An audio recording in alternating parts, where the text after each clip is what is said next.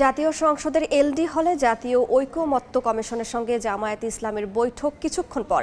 এই মুহূর্তে সেখানে আছেন রিপোর্টার শফিক মুন্সি, সরাসরি যাচ্ছি তার কাছে।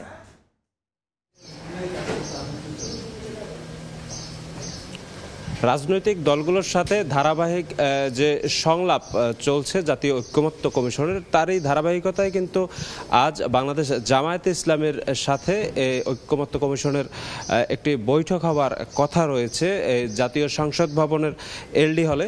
এবং আমরা যেটা জেনেছি যে বৈঠকটি 10:30টার দিকে শুরু হতে পারে এবং এই বৈঠকে বাংলাদেশ জামায়াতে ইসলামের নায়েবে আমির ডক্টর আব্দুল্লাহ মোহাম্মদ তাহেরের নেতৃত্বে 7 সদস্যের প্রতিনিধি দল কিন্তু এই যে জাতীয় ঐকমত্য কমিশনের সহসভাপতি অধ্যাপক আলী রিয়াজের নেতৃত্বাধীন কমিশনের অন্য যে সদস্য আছে তাদের সাথে বৈঠকে বসবে এবং বৈঠকে মূলত নির্বাচন এবং নির্বাচন কালীন বিভিন্ন পরিস্থিতি সহ রাষ্ট্র সংস্কারের অন্যান্য অনেক বিষয়গুলো সম্পর্কে কিন্তু তারা আলোচনা করবেন বলেই আমরা জেনেছি। আমরা যেটা জেনেছি যে জাতীয় ঐকমত্য কমিশনের 166টি আসলে প্রস্তাবনা রয়েছে বিভিন্ন ধরনের সংস্কারের এবং সেই সংস্কারগুলোর ব্যাপারে বাংলাদেশ জামায়াতে ইসলামী তারা কিন্তু তাদের যে বক্তব্য সেগুলো আসলে প্রদান করবে। আমরা দেখতে পাচ্ছি যে এলডি হলে কিন্তু ইতিমধ্যে বাংলাদেশ জামায়াতে ইসলামের প্রতিনিধি দল যারা আছে তারা কিন্তু প্রবেশ করেছে এবং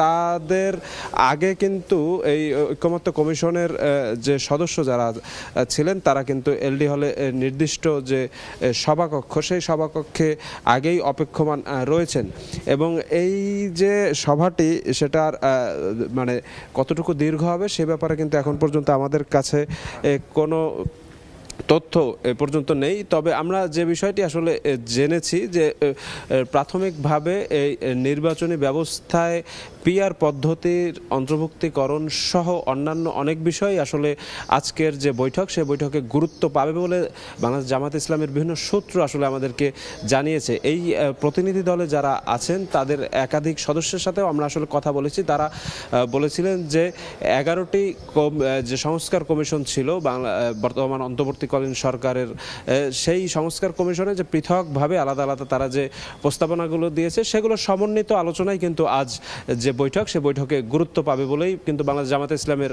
বিভিন্ন সূত্র আমাদেরকে জানিয়েছে। তো এই ছিল আমার কাছে জাতীয় সংসদ ভবন থেকে বাংলাদেশ জামায়াতে ইসলামের সাথে জাতীয় ঐকমত্য কমিশনের যে বৈঠক হওয়ার কথা রয়েছে সে বিষয়ে সর্বশেষ।